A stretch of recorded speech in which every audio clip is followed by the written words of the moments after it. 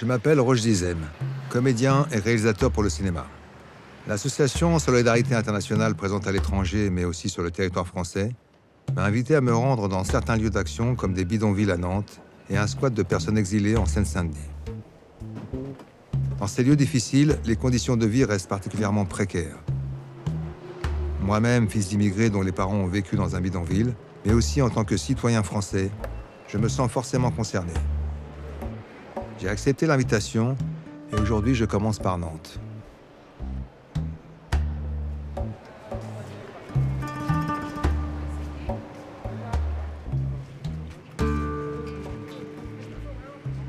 Bonjour, Brice, c'est moi. Enchanté. enchanté. Je suis coordinateur de mobilisation communautaire et je représente aussi donc Solidarité sur la zone de Nantes. Donc si tu veux, on peut... Donc tu vas nous montrer tout ça.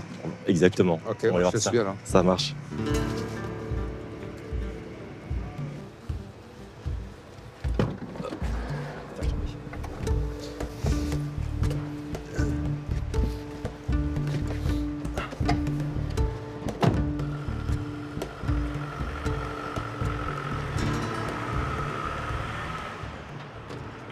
C'est quoi la raison de ton engagement aujourd'hui pour Solidarité?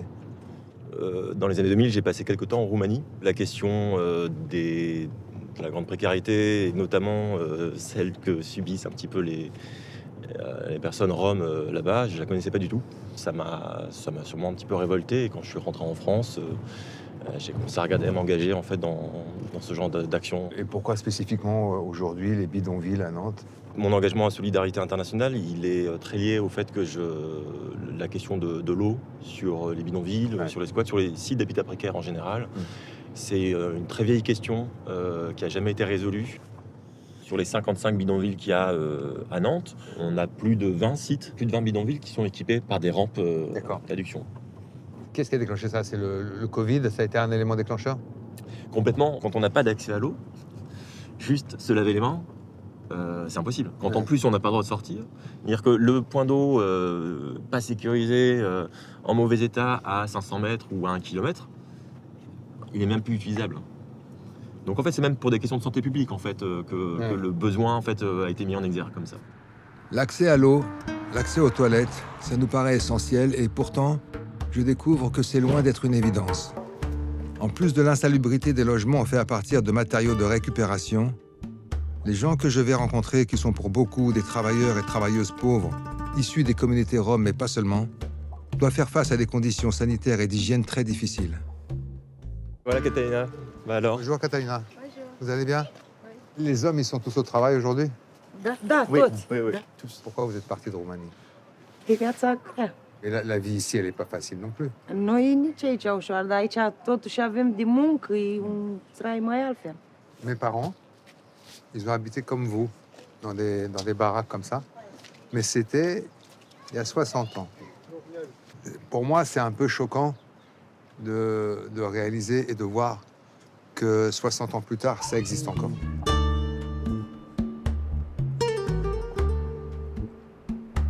Ici, tu vis avec ton mari et tes 4 enfants, ici, Oui, c'est ça?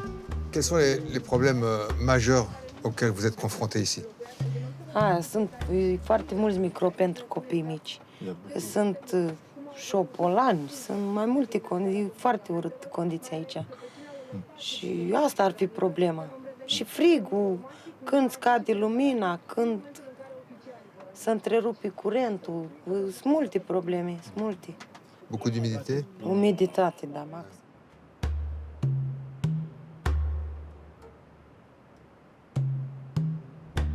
Depuis combien de temps elle vit dans des campements en Et- France?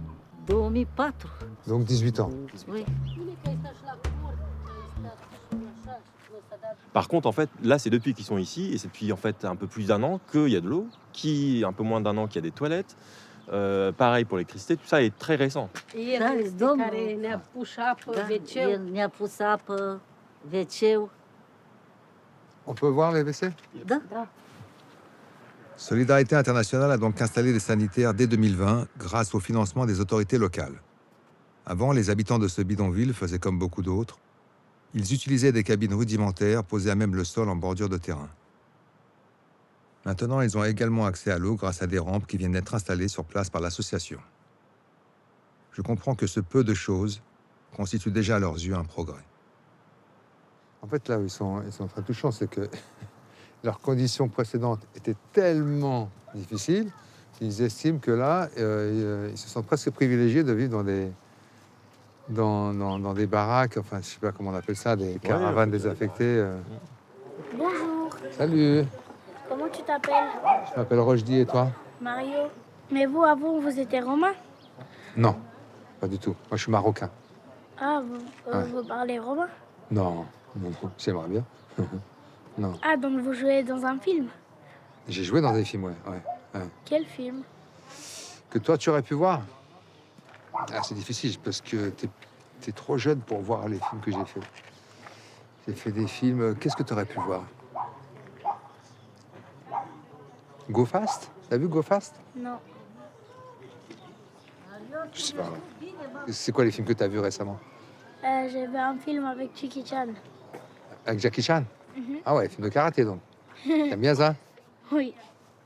Merci Mario. De rien. Donc là, on se rend où exactement? Alors là, on va se rendre dans une zone un peu différente de ce qu'on a vu jusqu'à présent. C'est une zone un peu particulière en fait où il y a plusieurs bidonvilles en fait. Hein. C'est une zone assez large, qui est une ancienne déchetterie qui a été recouverte et à cet endroit, il y a près de 350, entre 350 et 400 personnes en fait qui habitent, réparties sur 5 bidonvilles différents. On a fait des dessertes qui sont installées sur chaque bidonville. Et c'est la plus grosse desserte qu'on a en fait, même en France, parce qu'on a 800 mètres en fait de tuyaux qui courent le long de cette zone pour pouvoir alimenter en fait ces 350 personnes. D'accord.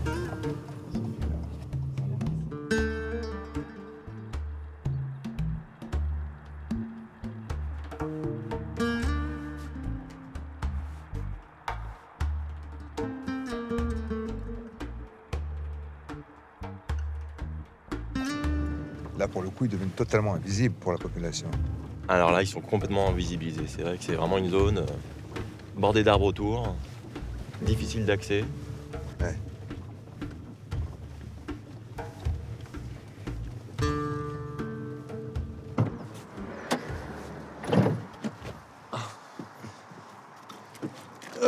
Chop là. Et on a de la chance parce que je suppose que quand il pleut, c'est impraticable ici. Ici, c'est impraticable quand il pleut. C'est une catastrophe. Ces bidonvilles que Brice me fait découvrir à l'écart de la ville abritent des familles en situation de précarité qui sont arrivées en France entre 2014 et 2017. Elles étaient en situation de survie en Roumanie et n'avaient pas beaucoup d'autre choix que de prendre la route pour essayer de trouver un avenir meilleur. Le discours est toujours le même. Ici, au moins, il y a du travail pour nous. Bonjour. Vous faites quoi comme travail? Ce face ce lucrezi? Eu lucrez în agricultură. Muncim toți. Toți de aici muncim. Alții lucrează la abatoare. De aici până la în partea aia unde sunt camponi, toți lucrăm. Alții lucrează la seră, la roșii, Da. Că stăm în genunchi, muncim la ridichi. Da. Et vous êtes en CDI, en CDD? Comment ça marche? CDD, c'est des contrats courts. Les 800 mètres de tuyaux déroulés récemment par Solidarité Internationale permettent aux familles de ne plus avoir à parcourir le long chemin boueux pour aller chercher de l'eau. Mais je découvre que cette situation à distance des infrastructures de la ville pose un problème tout aussi important. Problemele sunt mai importante pentru copiii la școală, că uite, mâine pe mâine cresc, noi alergăm după bani și nu avem o condiție să dăm o educație la copii, să învețe și ei ceva. Să fie Dar treaba asta, și dar comuna ar trebui să ne ajute într-un fel, măcar cu un transport. Ar fi foarte bine pentru foarte noi, bine. pentru copii. Am plătit, n-ar fi nicio problemă. Cât ar fi, dar să fie în siguranță. Soția și acum când a început și soția muncă, eu la 7 trebuie să fiu în muncă. Da. Și Imposibil. Imposibil. C'est quoi les principales, encore une fois, les principales difficultés que vous rencontrez ici, puisque vous avez très logiquement envie de vous installer dans quelque chose de plus pérenne? Vă dar mai bine posibilitatea dumneavoastră să vă întreb. Oare dumneavoastră ar vrea să stați în mall-ul ăsta, aici, ori la un apartament? Noi ne-aș dori un apartament să stai bine, să bege copilul curat. Îl speli, îl bagi în duș și îl duci la școală curat. Păi de aici unde ți mai... Ce să-i fac eu de aici din posibilitatea asta? Păi vedeți dumneavoastră cum stăm. Noi a fost o perioadă de două luni Când ne-am scos de pe campul dincolo din față, stat pe stradă, n-am avut apă, n-am avut curent, n-am avut unde să dormim, n-am avut umbră. Am stat în luna lui iulie-agost cu copiii sub caravan. Și decât să ne mai luăm cu primăria și cu poliția și cu cine să mai luăm, mai bine stăm așa cum ne dă Dumnezeu. Și suntem mulțumiți și așa, decât să mai stăm în stradă. Ils les expulsent et c'est démerdez-vous. Légalement, il y a des textes qui disent qu'il faut proposer ou qu'il faut, en tout cas pour les personnes les plus vulnérables, pour les foyers les plus vulnérables. Mais c'est pas un texte coercitif, c'est pas une obligation absolue. Donc en fait, ça dépend un petit peu des territoires, ça. Et souvent, de toute façon, en fait, l'hébergement, il est saturé. Donc du coup, finalement, non. Et moi, les quelques fois où j'ai vu des propositions d'hébergement suite à des expulsions, c'est souvent très très loin et pour 3 jours. Ouais. Bon courage et vous avez tout mon respect, vraiment. Mulțumim frumos. O zi bună. La revedere, pa, pa. Merci. Invraisemblable. Je réalise davantage la chance que j'ai eue à l'époque d'avoir eu une scolarité. Et je me pose donc une question. Que va-t-il se passer pour ces enfants des bidonvilles et leurs familles pour qui l'accès à l'école est quasi inaccessible?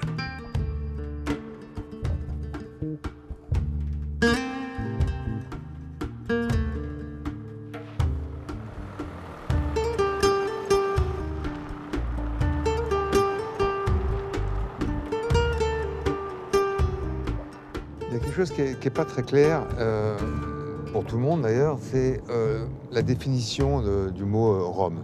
Dans les années 70, il y a un groupe d'intellectuels donc issus de la communauté qui a décidé qu'on allait prendre ce terme Rome pour désigner en fait toutes les personnes qu'on assimile dans ce sens-là, c'est-à-dire les gitans, qu'on dit les gitans en Espagne par exemple, les manouches dans le nord de l'Europe. Quand on parle aux personnes concernées qu'on désigne comme Roms, eux, se désignent pas systématiquement ou forcément comme Roms. Aujourd'hui, par exemple, nous, moi, comment on peut aider? Je pense que la première chose à faire, c'est déjà changer de regard en fait sur ces personnes-là. Mais ils souffrent beaucoup en fait de ça, d'une discrimination réelle, parce que de là d'où ils viennent, ils sont souvent extrêmement discriminés, ou symbolique. Et moi, je trouve ça vachement important qu'il y ait des personnes qui puissent venir, qui ne sont pas d'associations comme toi, qui viennent voir en fait ce que c'est que la réalité de la situation. Changer de regard, je pense que c'est la première chose à faire. Ouais. Je termine mon passage à Nantes par la rencontre de Florina. Florina est rome. Elle est arrivée en France toute petite avec ses parents et a vécu son enfance dans des zones et des logements instables. Aujourd'hui, mariée avec 2 enfants, le revenu familial étant trop faible pour avoir accès à un logement, elle vit toujours dans une grande précarité. D'abord, merci de nous recevoir chez toi. Tu m'autorises à... On se tutoie? Tu es d'accord? Oui, Et c'est ta fille? oui. Comment tu t'appelles? Cristiana. Christiana? Tu parles français? Oui. Plus tard, tu veux faire quoi comme métier plus tard? Doctoriță. Docteur. C'est quoi les grandes difficultés qu'on rencontre quand on vit dans ces conditions? Et pour toi, mais aussi pour les enfants. C'est dur pour le froid. Le froid. Le froid qui nous fait... On fait le feu avec des bois. On ne trouve pas tout le temps des bois. Tu ne peux pas tenir le ménage avec la boue qu'il y a. Il y a toujours de la boue. La pluie. Il y a des bêtes. Oui, il y a les bêtes et tout ça. Moi, j'ai vécu trop dans une caravane. J'en ai marre. Ça fait combien de temps que vous avez de l'eau ici? Depuis en décembre. Depuis décembre de cette année? Oui. Solidarité internationale Oui. vous a amené l'eau. Oui. Ça a été un vrai changement pour vous Oui, déjà, oui, ça? Oui, vraiment, ça a été... On était contentes. Est-ce que tu as peur d'être expulsée? Bah oui, Ça peut arriver? oui. Ça t'est déjà arrivé? Bah oui. Et alors, moi, pour te parler de moi de 2 minutes, moi je suis un enfant de l'immigration africaine, Maroc. Moi, mes parents, ils sont arrivés en France dans un camp, un très grand camp. C'est un bidonville de Nanterre, en région parisienne. Ma mère aussi avait beaucoup de problèmes, beaucoup d'opérations. Mon père travaillait. Et bon, le Secours catholique leur a proposé, il a dit, si vous voulez, le temps que votre situation s'améliore, on peut prendre un enfant et on le met dans une autre famille, et puis quand ça ira mieux, moi, c'est ce qui s'est passé. La génération de mes parents, même s'ils ne l'ont pas fait, au final, ils ont tous eu l'ambition de retourner vivre un jour dans leur pays d'origine. Est-ce que c'est ton cas? Franchement, non. Non. Non. Parce que c'est dur. Les docteurs et tout ça, c'est catastrophe. Ils mettent même pas la main sur nous.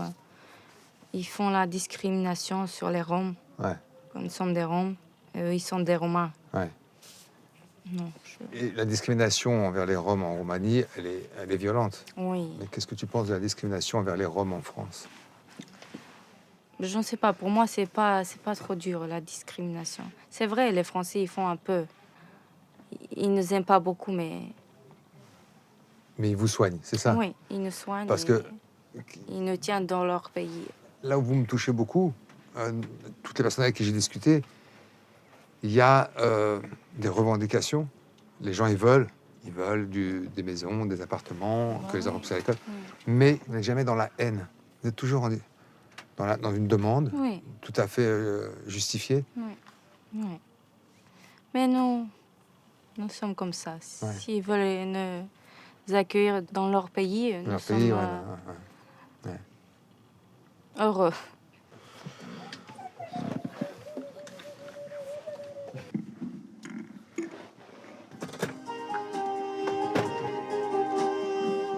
De dragul iubirii tale, eu pășesc pe a ta cale, frumusețea ta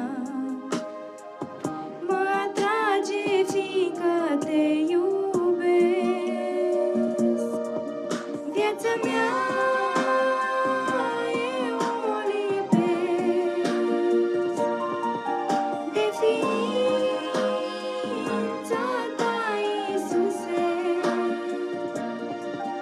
de ființa cea mai scumpă și prea sfântă, fiindcă te iubesc, Iisuse.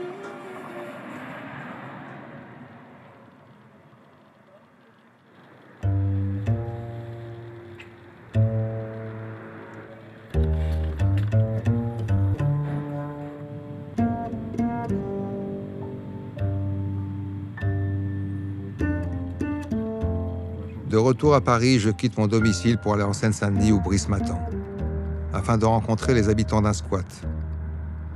Arrivés de Côte d'Ivoire, du Mali ou du Burkina Faso, exclus du travail légal et du logement de droit commun, ils n'ont pas d'autre solution pour éviter la rue que de vivre dans des squats insalubres et inadaptés à l'habitation. Dans ces environnements, l'accès à l'eau potable pour boire, cuisiner et avoir un minimum d'hygiène et de confort est encore une fois loin d'être une évidence.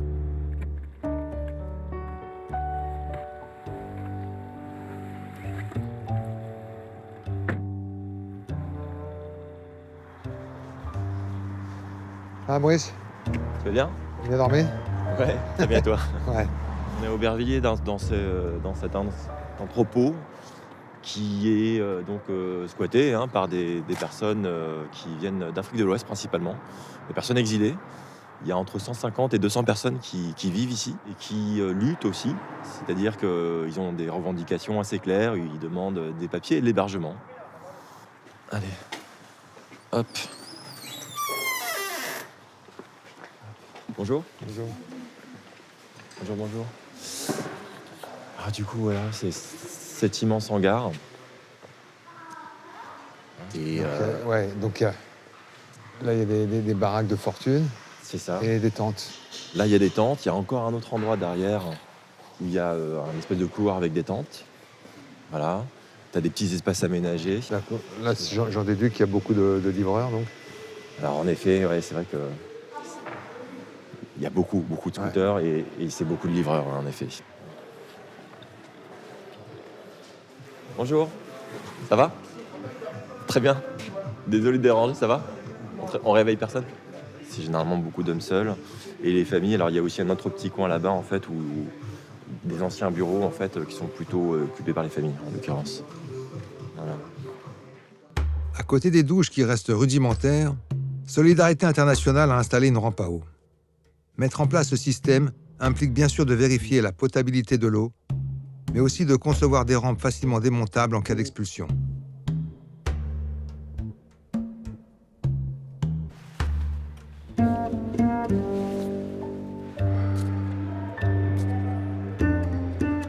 L'histoire de Patrice, arrivé dans ce squat il y a 6 mois, me touche particulièrement. Burkinabé, éleveur de moutons, il est parti de chez lui un matin pour aller acheter des bêtes dans une autre région. Kidnappé par une milice révolutionnaire qui voulait lui faire porter les armes pour se battre contre le gouvernement, il a réussi à s'évader. Menacé de mort, il a dû quitter aussitôt le pays en passant par l'Algérie, puis la Tunisie, sans jamais revoir sa famille.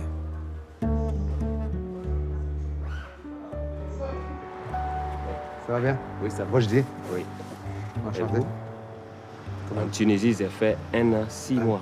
1 an et 6 mois. Oui. Arrivé en Italie, je ne pouvais pas. J'ai fait quelques jours en Italie, j'ai vu que ça aggrave ma situation. Moi, mon objectif, c'était pour arriver en France. Ouais, c'est aussi parce que tu es francophone. Ah oui, francophone, je parle ici, j'arrive à m'exprimer, et dire ce que je pense. Mais en Italie, je ne peux pas m'exprimer, je me sens vraiment angoissé. Tu as demandé l'asile politique? Oui, parce que l'objectif, c'est pour me battre, pour avoir peut-être un jour un papier. Bien sûr. Pour pouvoir aller voir ma famille. J'ai tellement souffert, je ne vais pas encore aller contre la loi et puis ça va rendre ma vie pénible à quelque part encore. Vivre quelque chose de 2 ans loin de ta famille. Et c'est un truc qui n'était pas prévu. C'est un accident. Sortir le matin, tes enfants croient qu'au retour, tu vas les amener des petits cadeaux le lendemain. Et pendant 2 ans, ils ne voient plus les papas. La femme aussi également. Et si vous vous mettez à ma place, vous allez voir ce que ça fait. J'imagine. Ouais. Merci beaucoup. Rien de rien. Merci beaucoup. Merci beaucoup. Ouais. Et vous remercie aussi pareillement. Ouais. Bon courage. Hein, ça va. Ok. Bonne journée à vous.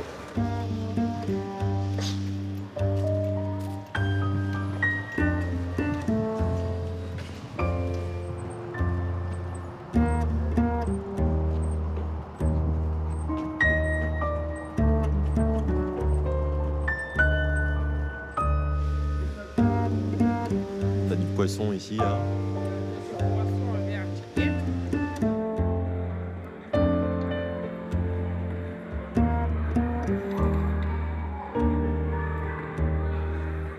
Entre le matin et l'après-midi, il y a de l'activité là. T'as vu l'activité qu'elles sont... C'est énorme, hein. Plein d'enfants, ça joue au foot, il y a 3 coiffeurs, 2 cantines.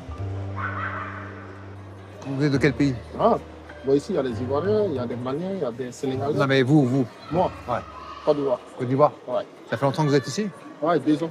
2 ans? Ouais. Et une question, comment ça se passe, par exemple, qui a le droit de venir ici? Ceux qui ont le droit de venir ici, généralement, c'est ceux qui n'ont pas là où dormir. Les gens qui vivent ici. Ils demandent une chose seulement, c'est avoir un logement. Ouais. Et surtout des papiers, non? Oui, mais le logement d'abord. Ouais.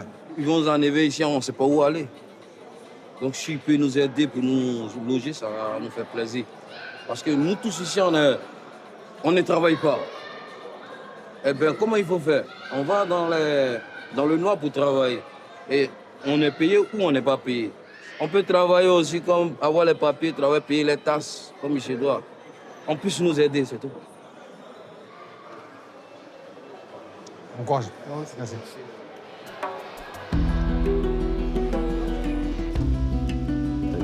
Il y a des images des manifs qui font. Les habitants de cet ancien supermarché ont créé le collectif Schaeffer, du nom de la rue d'un précédent squat. En se réunissant chaque semaine, soutenus par d'autres associations, ils se mobilisent pour l'accès à la régularisation et au logement, mais aussi pour organiser la vie en communauté.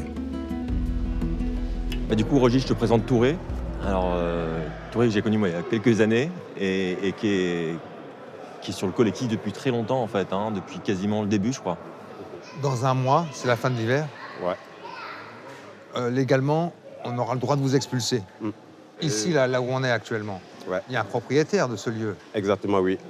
Et ce propriétaire, à un moment, il va vouloir récupérer son hangar. Son local. Son local.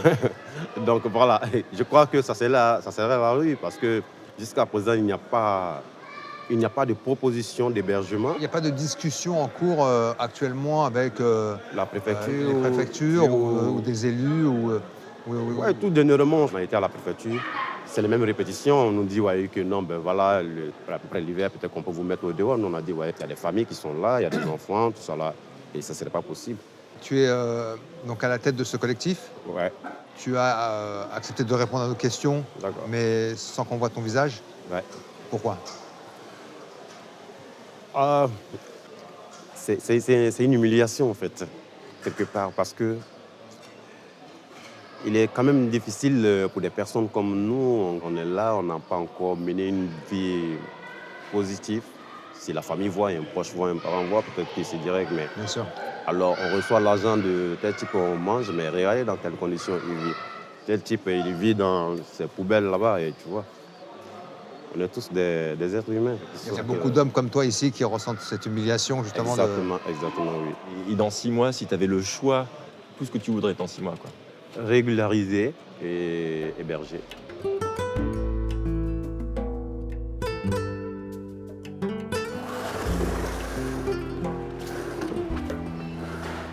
Hop. Maroji, ça fait 4 jours que tu nous suis sur le terrain. C'est le dernier jour. Comment tu te sens? Qu'est-ce que tu ressens par rapport à cette visite, à ce que tu as vu? Ce qui est sûr, c'est qu'on ne ressort pas indemne d'une expérience comme celle-là. Évidemment qu'on a tous entendu parler de bidonville, mais tant qu'on n'y est pas entré, tant qu'on n'a pas vu, tout nous surprend. Ce qui me révolte, c'est l'absence d'évolution. Et on peut rester comme ça encore pendant des années. Ils sont en France. La question est plus de savoir est-ce qu'il faut les laisser rentrer ou ne pas les laisser rentrer, est-ce qu'il faut les renvoyer. Ça, c'est un autre problème d'ordre politique. Mais là, je parle uniquement sur l'aspect humanitaire.